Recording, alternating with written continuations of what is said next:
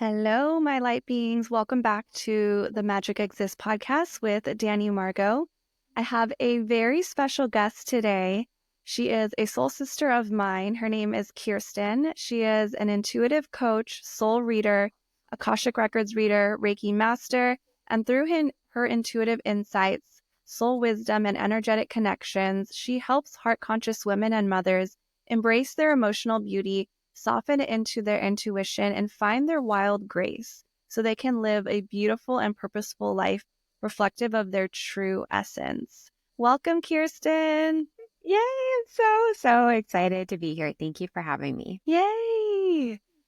So my first question for you today is, what is your strongest clair and how does that represent in your daily life and through your work? Okay. So I've actually been thinking about this a lot lately because things have been shifting in interesting ways. But I would say that always my primary clair has been clairvoyance. And so when I was starting to get into meditation, and I actually did this kind of training, I learned to do Vedic meditation. So you meditate with a mantra. And I I started to experience these visuals when I would meditate.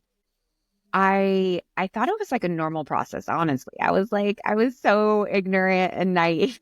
I was like, when people meditate, don't they have these similar experiences? And so, I was kind of a newbie to meditation. It kind of fell in my lap a little bit. It obviously was something I was aware of, I had heard of, kind of understood how it works, but I had never like actively participated in meditation. And so when I started doing these meditations using my mantra, I would have these incredible visual experiences. And I would see essentially what I would describe as like a movie. Like if I were to like project a movie that was happening, that's how I would describe my experience. It was like very visceral, very real, very much like I was having conversations with different energetic beings, with spirit, and it would show up in all different ways. I would get symbols, I would get colors, I would get conversations or words or little pieces. And I came to learn and realize that this was not like the average person's experience. This was something that was really unique. And so that is what like really opened the portal for me to understand that I was actually clairvoyant. And I started diving into what symbology was, like different colors, what did they mean, and all these things. And so I realized after these experiences, after I was meditating and having like this full like movie experience, like I'm like, I wish people could see what I'm saying. They had been showing up for me in other ways. And I just didn't realize it at the time. I didn't understand that these are how these messages were coming through. And so now that I know like how this gift kind of shows up for me in my everyday life, I would say that I tend to will be like in conversation with someone and I will have these kind of visuals come through and it will be the messages that are coming through for me to share, or, maybe it's for myself or a kind of a reserved situation. But I will notice that I will have these kind of small glimpses of things that just come to me. And yeah, that's kind of like the everyday experience in different ways. And then I also have this like repetitive synchronicity type of experience that I know spirit's talking to me, So for example, one of the things that's happening this week for me is owl. Like I have been having a lot of owl images and they show up in different ways in the word, in the picture. I actually had an owl outside of my door the other evening and I was like, wait a minute. I was like, is that an owl? So yeah, that's kind of how they show up. But I think that everybody has a different experience. So it's really like tuning into what is showing up. I love that. I love that you share that because when you and I first met, we were doing the soul reading method, and I feel like we were like comparing each other's like clairs a little bit. And I was like, "Oh yeah, I'm clairvoyant," and you're like, "Me too." But the way you describe it is so different from how I see it. Like mine isn't like a movie. Mine is kind of like more blurry, but there's like intertwined with that clair cognizance, which is like my knowing. And so I'll get like a glimpse of something, and then it's more like having to trust that knowing within me of what I'm seeing. But I think it's so cool how you're like, I see the movie, and I remember you said it's like I could see up to like the little salt grain on the floor, like how clear your clairvoyance is, which is so amazing. Yeah, it's wild. It's truly you have like a full body experience when you're in it, or I mean, I do. So when I am downloading from the Akashic records or I am, astral traveling and I'm receiving messages, I'm having a full body experience. Like I am literally in the experience itself. Like I am physically, spiritually, and mentally there having the experience. I agree. Same with me because it's like when you're in it and like in let's say you're doing this in meditation like you just said, like I am in there, like in the meditation, I am seeing, I am feeling, I am like even smelling, like the all my senses are like in this other world. It's so cool that yeah, that is happening about like what you were saying about astral traveling and being in that dimension of whatever multi-dimension that we're in because we are multi-dimensional beings. And I want to talk a little bit about this about how we, I guess you could say you and I, we were like in the 3D, we were living in, and I know our stories are a little different. I want to get into yours, but how I was in the, corporate and then I left and now I've decided to be like this spiritual mentor and Akashic Records reader and integrating that fifth dimensional energy, which for me is unconditional love, with like the human 3D. In your opinion, like how were you able to integrate these two energies and how do you be like a multidimensional being? Mm. Love this question. It's so multi-layered in so many different ways. And I think I'm still navigating that. I think that every day the energy is changing and we're evolving, we're growing as this all happens. And so it really is this day-to-day learning experience. Like whatever was working yesterday might not work today, and that's okay. It's really about tapping into that change and that evolution. And so there's always this like expansion and retraction, expansion and retraction. And so that's where I see the integration happening in my everyday is when I am, going to the Akashic records or I am traveling because I have these such visceral body experiences when I'm there and like these messages, I am actively integrating that information, those energy, shifts while I am there. And then when I am back here in the 3D in my physical body, I'm going through this process of integrating that into my actual physical self. And so, how do I see that? How do I integrate it? How do I notice it in my everyday life? Well, I notice it just in my exterior world. When I know that there is these upgrades happening, these shifts happening internally, I actually begin to see the ripple effect externally. I see it in the people in my life. I see it, in my surroundings. I see it in just the conversations or the communications that are happening with the people that I encounter. And so to me, that is a further invitation to lean in and really like accept the shift that's happening, like the energy that is being pulled as, coming from within, but is also happening externally. And it's where, again, it's that expansion, contraction, expansion, contraction. And so it's this constant fluid movement going back and forth between the 5D and the 3D. And we're having so much of this experience right now on a linear plane. We are integrating it actively as it's happening. It's not like this, closed chapter and then, like closing the book, opening the book. It's not like that. It is fluid and it's actively happening at any given moment. And so I think that there are small pieces and then there are really, big shifts and big changes that are happening. And that's when you can really notice what's happening. It's like, oh, okay, here's that moment, this little moment. Let's say, for example, I'm being presented with a challenge in motherhood. Then I really try to take that granular moment and understand how it fits into the big picture, into the big journey. And then there's moments where I'm like, oh my God, I'm like deep in it. Like everything is hitting me in all of the craziest ways. how is it that I'm being asked to really make that shift, to really take that big step up? And I think that's true in anything that we experience in the 3D. This is like, for example, in a job, like, okay, you're getting a new task in your job versus you're getting a completely new role, right? You're constantly being presented with these two items. And so that's how I see it in my everyday life. And it presents itself in all different ways. Again, it's conversations, relationships, environments, travel, all of the little things. We're constantly having these experiences in our life. That's so beautiful because, yeah, multidimensionality for me is very similar, but that like we are multidimensional beings.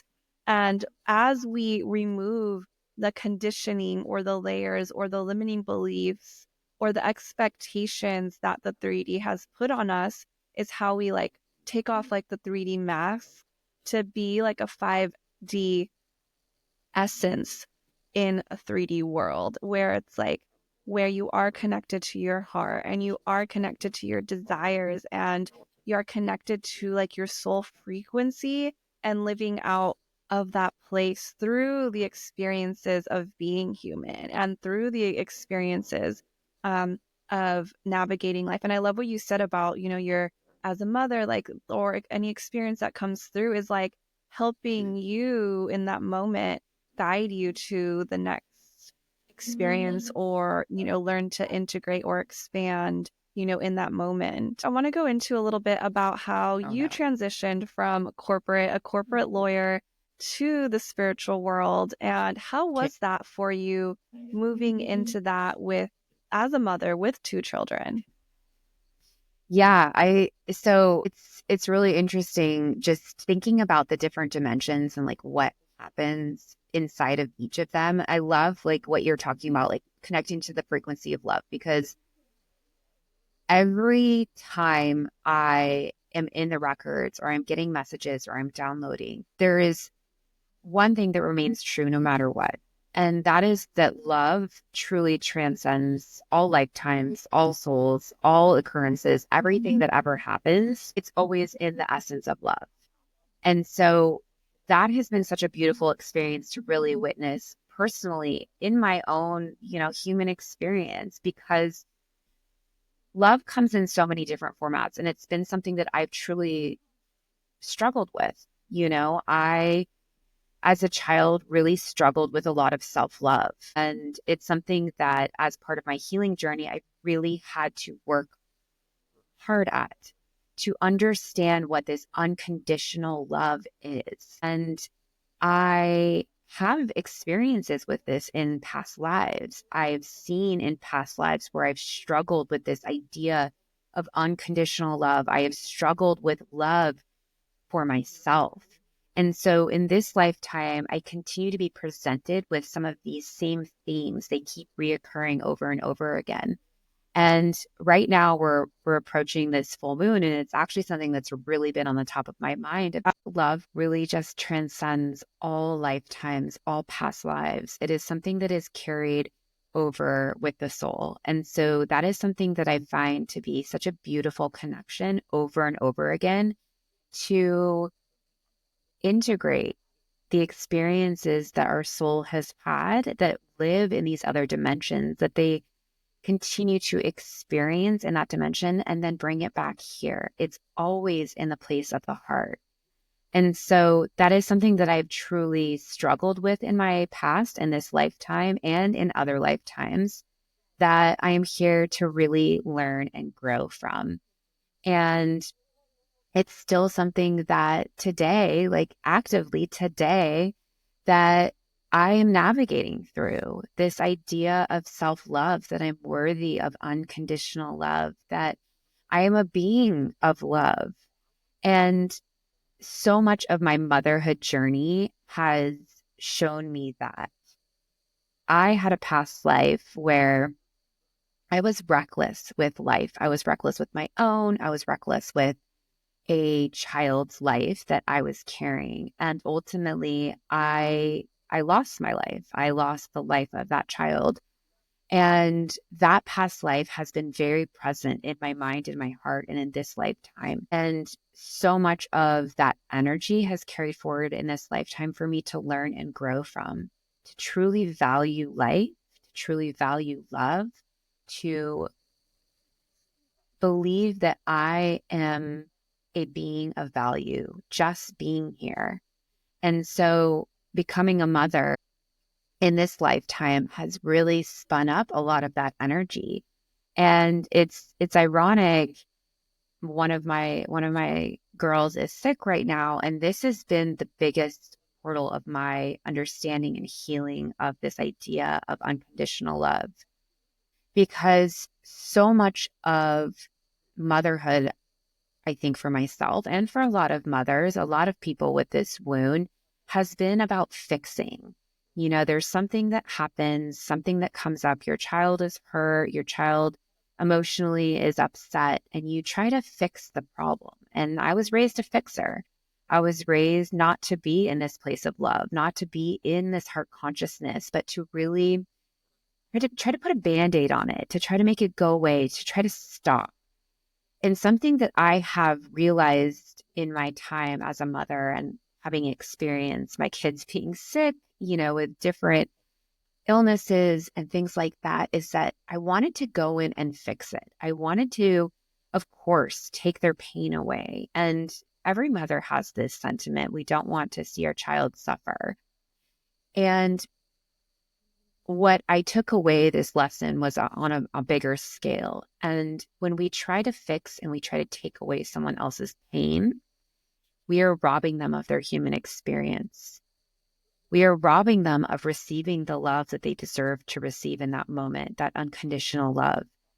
And so that has been such a huge growth point for me, that I am here to love unconditionally, but that means showing up in a loving and supported way. That doesn't mean taking away the experience. It doesn't mean removing this idea that they're not supposed to have that moment, that experience, that conversation that's difficult, that's challenging. Unconditional love is about building that loving resilience, that support. And so that is something that I truly connect with. And I have found in my own personal journey that really brings forward my own personal 5D and 3D experience. But I see that so much for clients and other people.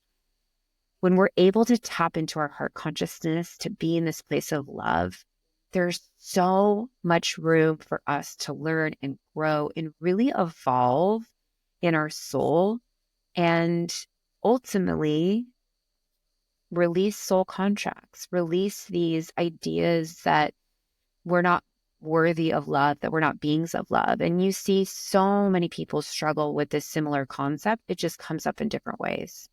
I love that you brought up past lives and how you're utilizing that specific life that you brought up to infuse more love and worthiness, into this life. Because I have a past life that that came up more recently. That was a really rough life that I had, and I was very limited. And it was a very I wouldn't say like torture, but it was just like a very hard life.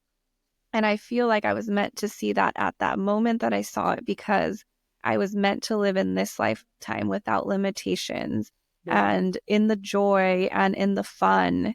And not that I'm like, this is my fun life and other people's, it's not their fun life, but it's like I was meant to see that so that I can embody the energy that I couldn't live in that life, the abundance, take advantage of the journey that I'm on now, and really live expansively and just so beautifully from the heart space. And I love what you said about like trying to fix things, because I feel like I was also raised that way. And I think for me, what giving someone unconditional love is like holding space for whatever they're experiencing in the moment, whatever their journey is, and holding space with compassion. And it's not projecting your own expectations of what their experience is, but allowing whatever emotions, narratives that come up for them to come to the surface, and you hold that space, that compassion, that love,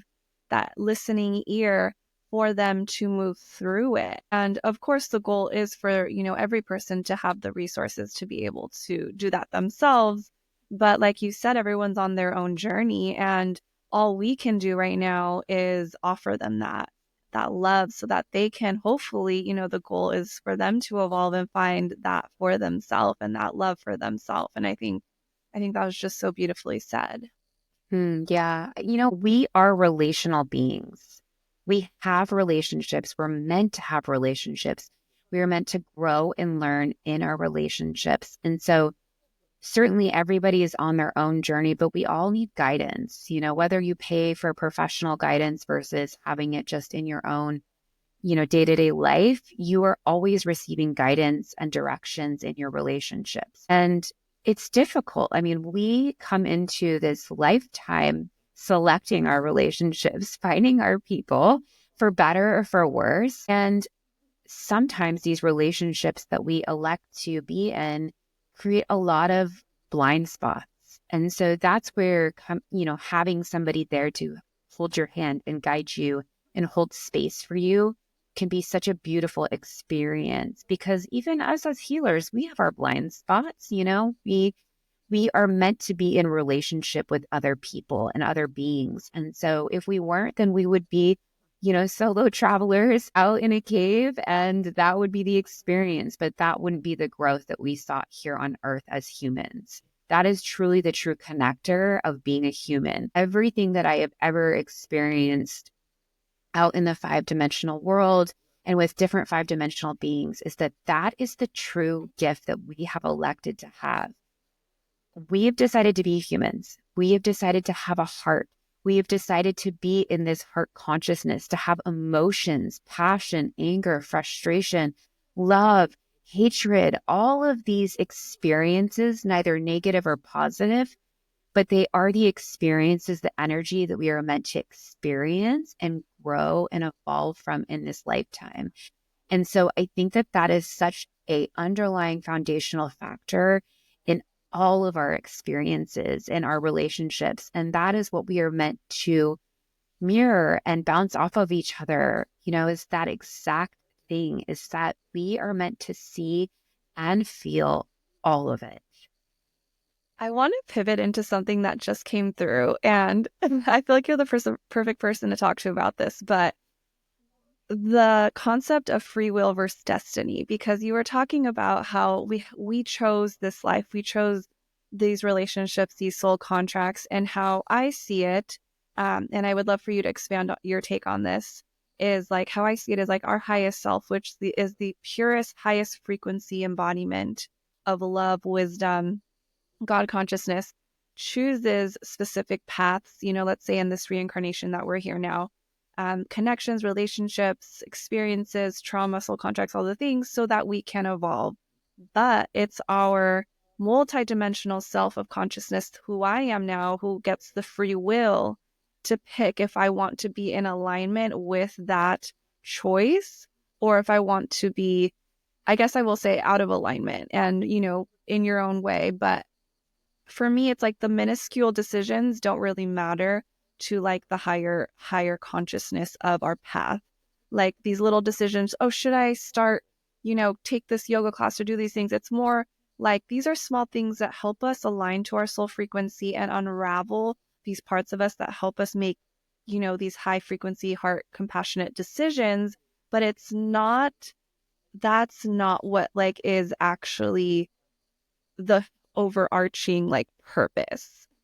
Yeah, I love that. So it's really interesting. I think that I want to hone in on this idea of free will. I think that there can be a misconception about divine will and free will.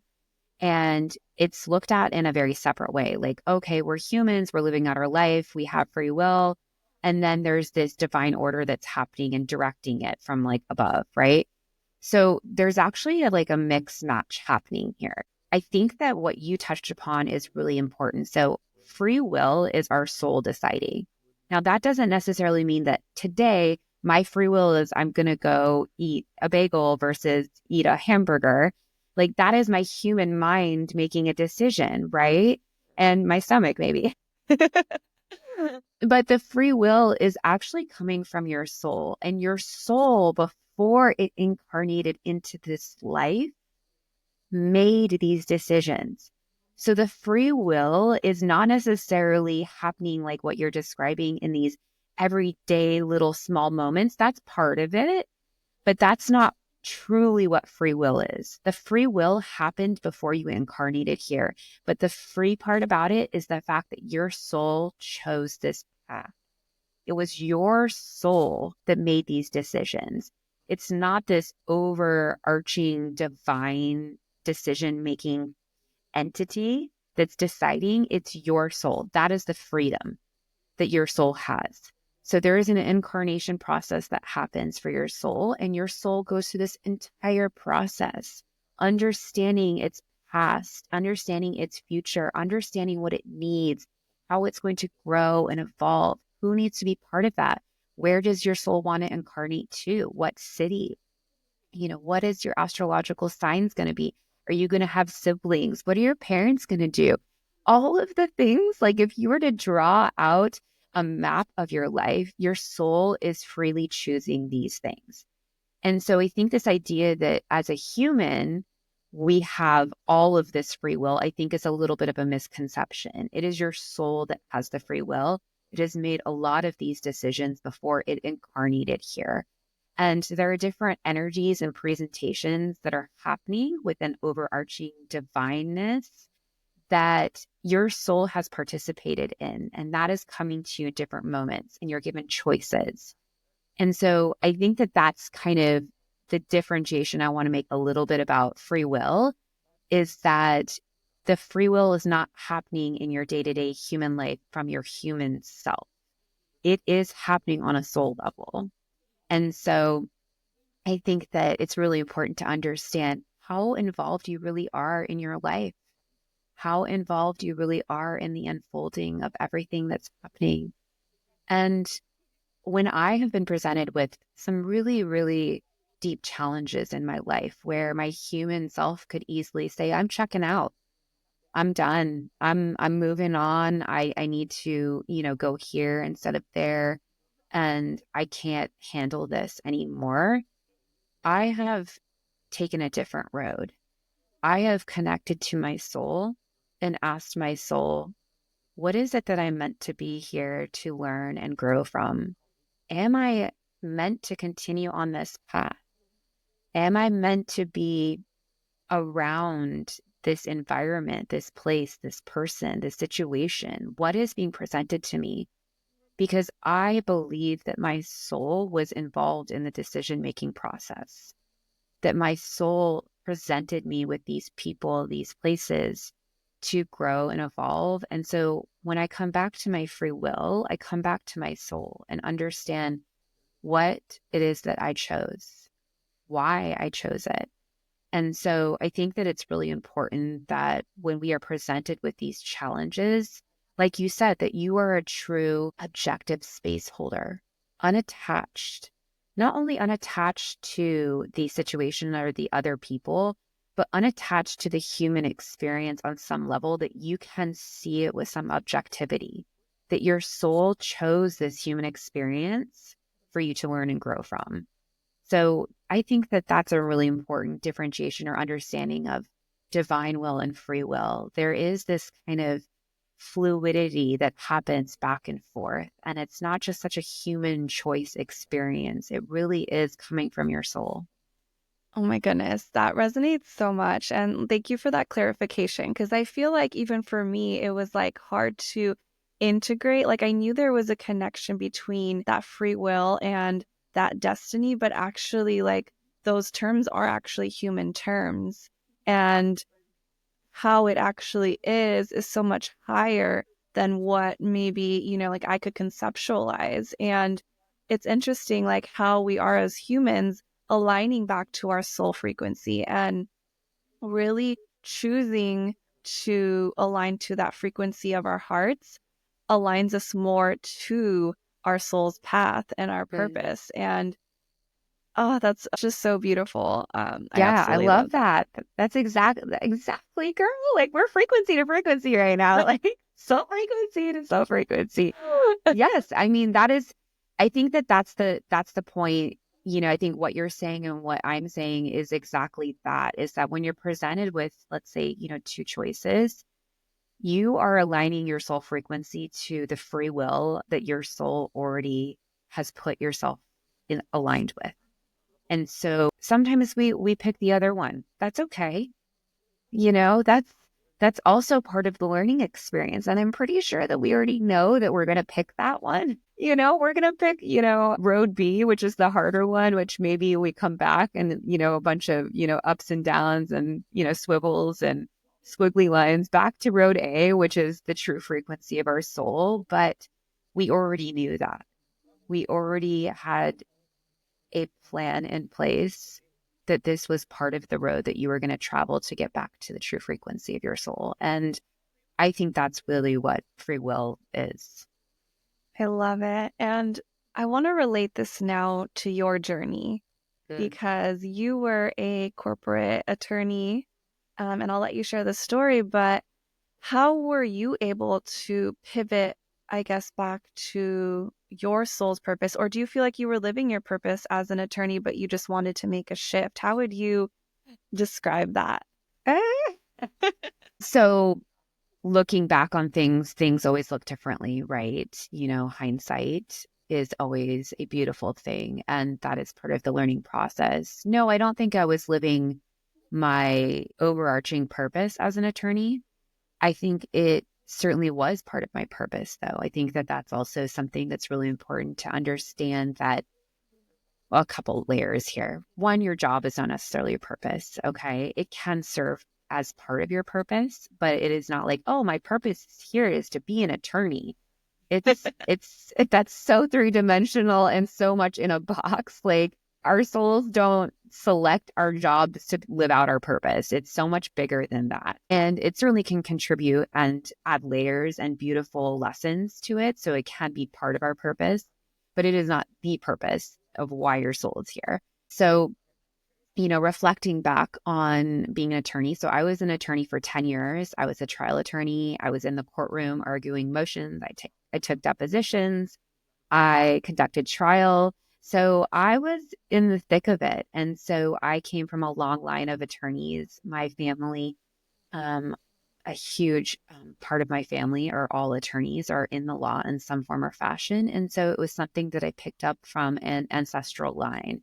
And being the firstborn daughter, I followed that line to the T.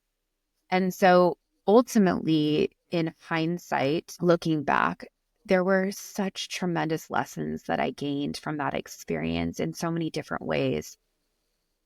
My profession as an attorney, and really growing up in the family that I grew up in, there was such masculine energy in that part of my life. It was so deeply task-oriented and structured, and really about this doing and looking outside of myself, looking to objective evidence and information to justify everything that I did in my life.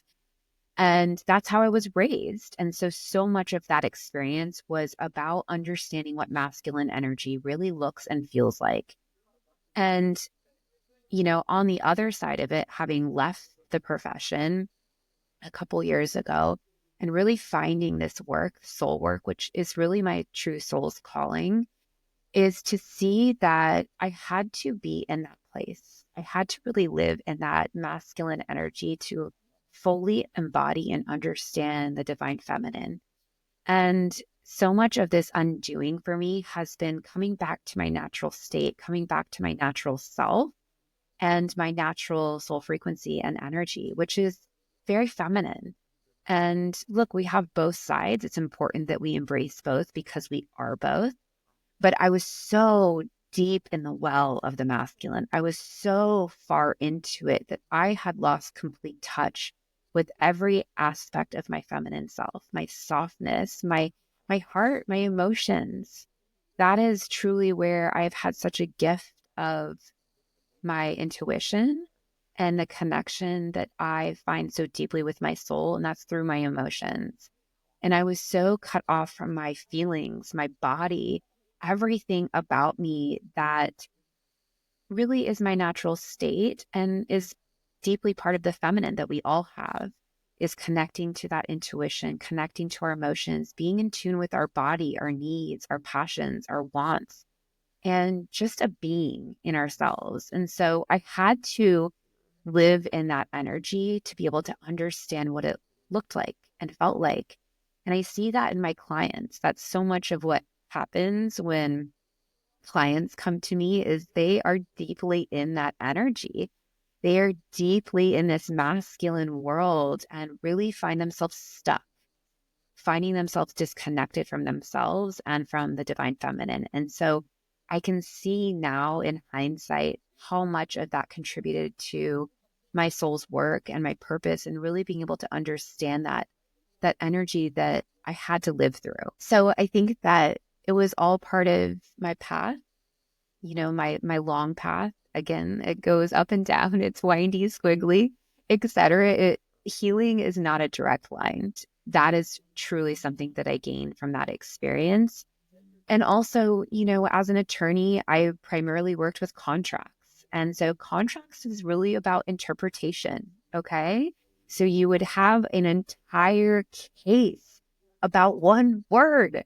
Oh my gosh, I had a case about one word in an entire contract, and what it meant and who meant what by it and how it comes together and how you release that covenant and allow it to essentially be unbound by the parties to it, and how to interpret it, what it means. And you collect all this information and data and understanding of history and, all of the intent that goes into this word to understand what it means in a whole. And that's what I do as an intuitive. That's what I do as a clairvoyant. I take symbols, I take words, I take energy, I take colors, I take experiences, sensations in my body, and I interpret them. And I am able to weave them into a cohesive story and understanding and a true message that clients need to hear, that the collective needs to hear. And so, again, looking back in hindsight, I was growing my skills as an intuitive and not knowing it. And so much of that experience has contributed to my growth and my soul work and my soul purpose here. I absolutely love that, how you were able to see in hindsight how that translated so beautifully in what you do now. And a couple things. I love that you were mentioning that you were needing to do this, the 10 years of attorney career in order to like build the foundation almost to where you're at now, the clients you're attracting.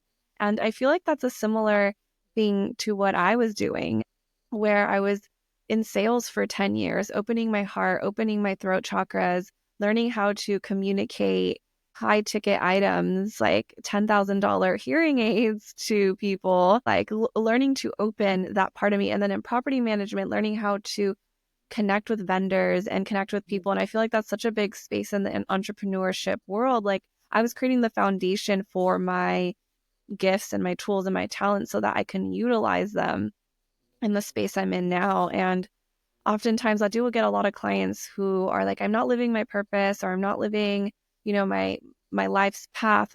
I need to change my job. And that's where I was, just even 3-4 years ago. I was like, oh, my job is my purpose and my job is not fulfilling. So I needed to find another job. And 2 jobs later, I realized, oh, no, it's not the job. It's who I am within that job and who I am. I could have stayed in those jobs and just shifted my perspective, shifted who I was, and I would have been living my purpose, because like you said, you are so much more than a job.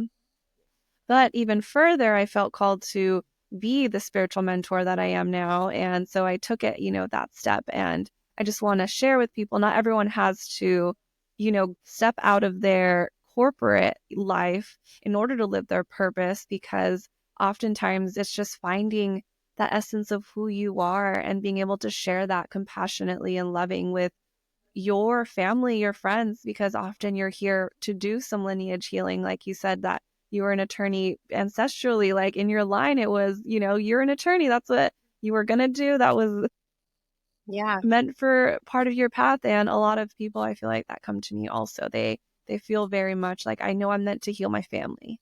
And Yeah. it's a very ancestral thing. And I guess my advice would be start looking within of what really brings you curiosity. How can you bring more compassion and love to your life where that inspires those around you, and it shines your light. I feel like when people are aligned with their soul frequency, they have this radiance about them, Mm. this energy, this frequency. And, when you walk by someone, you're just like, that person is just such good energy. And it's them just connecting to their heart and their soul. And I wanted to ask you about the divine feminine and how now I know you are moving into, and this is something that you teach on and mentor with. For me, my understanding of it is it's being in your softness, being in your stillness, and bringing all the parts of you that maybe you rejected, or parts of you that society maybe has said was not okay. Your sensuality, your embodiment, all those things, and just being able to bring those to the surface more fully. Can you expand on that and maybe what you often share with your clients? Yeah, absolutely. I mean, I think you hit the nail on the head. That's exactly what it is, And I think it's important to really just understand that we are all energetic beings, So when we talk about the masculine, the feminine, the divine masculine, this is applicable to everyone. And it's not gender based. It's simply a polarity of energy. And it's really important that we understand that nature lives in polarity. Life and death is happening at every second of every moment out in nature. And we are part of nature. And so this divine masculine and divine feminine is really honoring that polarity of life that's happening around us, that is part of us. And so the divine feminine is exactly that. It's honoring the flow. It's honoring the softness. It's honoring your intuition. It's honoring your emotions. It's connecting with every aspect of you that feels beautiful and sensual and creative. You are a creatrix. Like, you can create life, and you are the creator of life. And I think that it's just really important that we continue to honor that in every aspect of our lives. It is incredibly challenging in the world that we live in to do that. It is much easier said than done because our world has very much been built in this masculine way where we are meant to produce and be productive individuals. And productive means working all the time. Productive means constantly doing, constantly moving, constantly, doing something that is putting something out into the world, maybe for monetary value. And so we see it everywhere, and so that's something that I actually really connect with my clients, is this idea of overachieving, right? This idea that we constantly have to be achieving something to be valuable, to be worthy. And so in my work, what I have found is something that is very, very feminine, is honoring the cyclical nature of life. It is honoring the season that you are in. It is being, just being, and knowing that your being, that your existence, your birth, your creation here is worthy. It's valuable, that you have something to contribute to the world. Your presence does that. You don't have to be manufacturing all the time. And look, it's a challenge. I can say that today it's still a challenge, especially for entrepreneurs. I think as female entrepreneurs, it's incredibly challenging because you can very much easily fall back into that, or at least fall into this idea that you constantly have to be manufacturing something in order to be valuable, to be relevant. To be relevant, you have to do or produce something. And so being feminine is unwinding that idea. It is knowing and loving and accepting that your existence alone is valuable and that you have value to add to this world. And so, how do we get out of this idea of constantly being in the masculine, constantly being in that place. Because when and look, if we're on the other side, if we're constantly in the feminine, then we're not we're not giving the value that we have to give out into the world. So you have to, of course, have a balance. But I think that it's very natural to fall into this overly masculine energy because that is the state of our world. And so I think that it's important, number one, to honor cycles. I think that that has been such a beautiful thing for me, is really tapping into the natural cycles of life. And so that can look like actually honoring the seasons that we're in. It can be as simple as that. It can be connecting to your moon cycle. Whatever phase your moon cycle is in, what is it that you're being called to do and honor in that time period? Taking a nap. I know it sounds like silly, but for most of my life, I was like, I don't nap. Sorry. Like I can't. Like I can't nap. Like that's just not my thing. And honestly, I think it is one of the most beautifully feminine things to do is to nap or rest. It doesn't have to be like you're actually sleeping, but resting, that can look like you're resting in a bathtub. It can look like you're just lying down. Maybe you're just taking a little bit of vitamin D out in the sunshine. But these are all very feminine practices that we can incorporate in our day-to-day lives. And so I think that even if you're in this masculine energy at work and you have to be productive and, achieve these goals, how can you implement these small pieces of the feminine into your day-to-day life? Take a lunch break. Okay.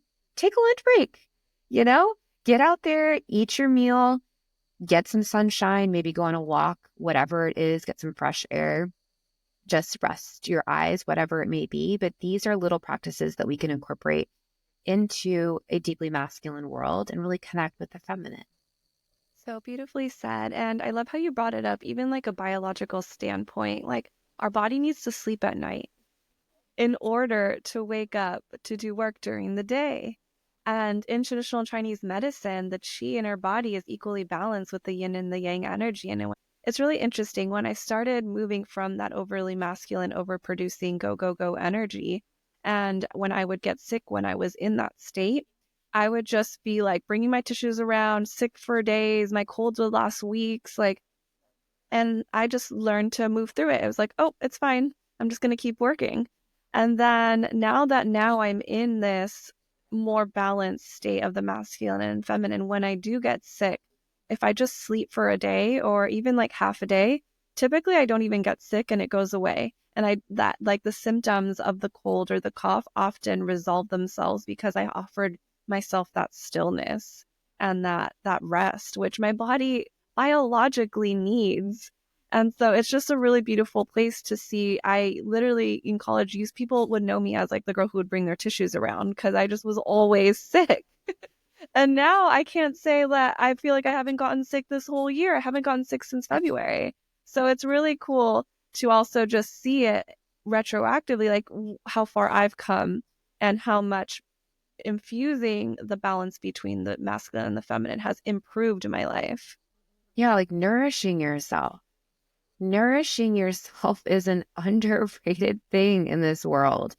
And look, we should be doing it all the time. I think that's the point, is that we should be doing this all the time. This is not, oh, there's a moment, I'm going to put a Band-Aid on it. And I think that's a really beautiful thing about, traditional Chinese medicine is the root cause. We're always looking for the root cause. And I think that that's a really important piece about soul work, is that we are also always looking for the root cause. We want to see what's happening and why. We're not looking to just put a quick Band-Aid on it. The work that you and I do, that we're calling other people to engage in, is deep work. It is really important work, but it is deep work. We're not looking to put a Band-Aid on. We're looking to fill your cup from the bottom to the top and not just pour water on top of it. We are really looking to go deep with it. And so that nourishment, that caring for yourself, that mothering, is something that we always need. And in particular, yes, when we are down, I think that that's a really telling sign. How much you love yourself is how well you treat yourself when you are in a state of low frequency. How are you treating yourself?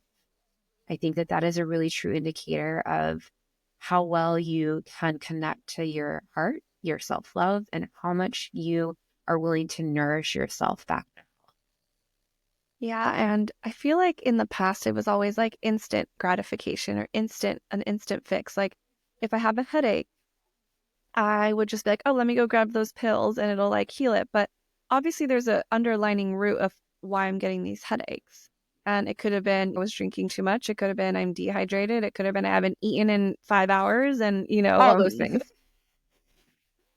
But it's so interesting now when I do feel a headache coming on, it's like I tune into myself. I take a moment of stillness and I don't reach for the pills. And I've actually something that I shared that I haven't taken any ibuprofen or Tylenol for like the last 5 months because I am not that I was ever dependent on it, but I'm just doing an experiment that I can heal my body through my own energetic healing, Reiki, love, all the things.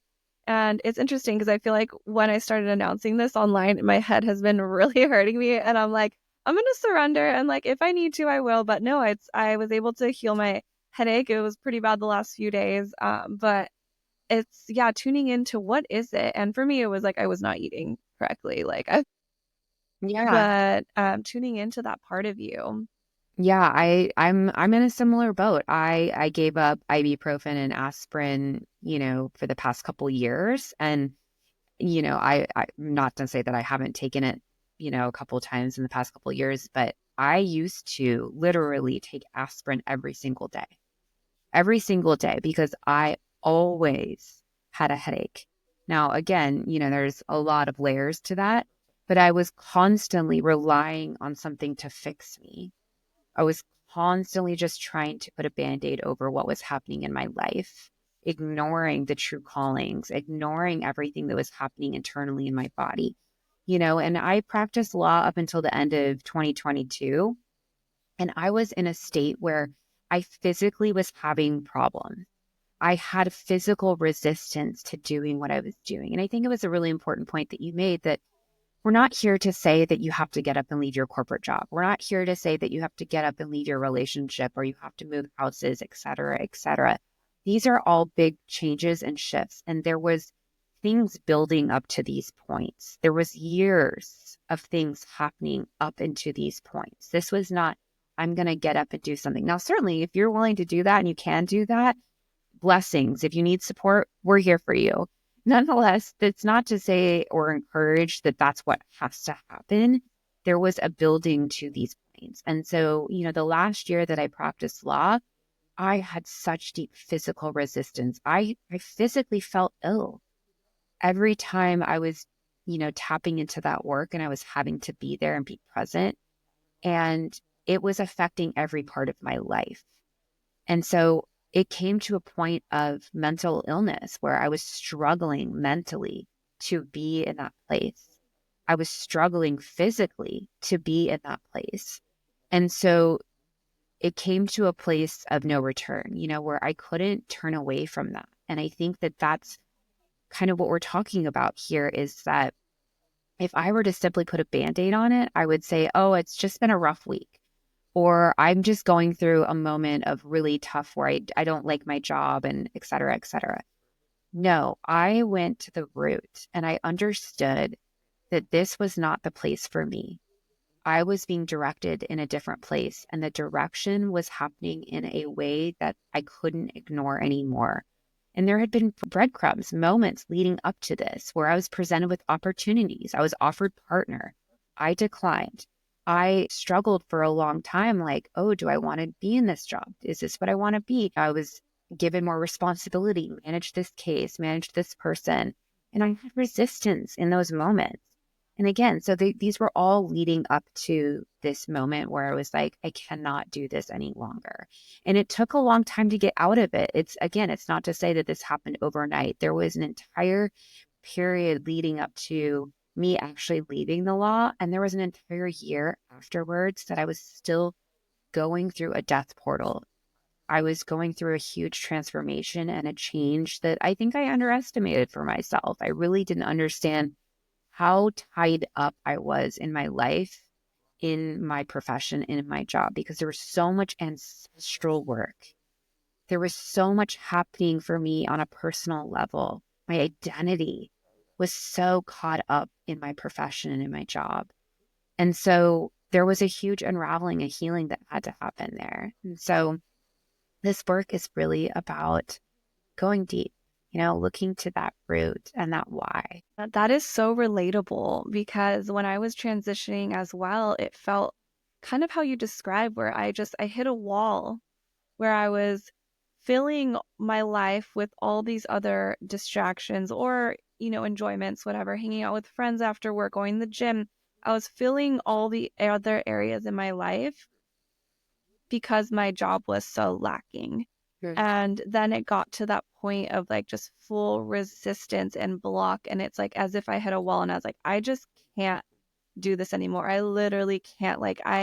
There's no part of me wants to be here right now. What do I do next? Yeah. And it's just this beautiful sign that we were both able to step out of it. And how we met was through intuition course last year, the soul reading method, which is wild that I guess it's almost been 2 years now. It's almost the Yeah. end of 2024 now. Yeah. But this is like an international course. People were calling in from Spain, Australia, Canada, Los Angeles, East Coast, West Coast, and you and I happen to both be in the LA area, and you're living in Manhattan Beach and now I'm in Hermosa. So we're literally like 10 minutes from each other now, but it was just like, what are the chances? And I was like calling moving back and you were there, and so I'd come visit you, and it was just so beautiful. And I think everything is so divinely guided, and I'm Mm. so grateful for you. And so I want to kind of talk about any courses or things that you are offering right now that our listeners might be wanting. Yeah.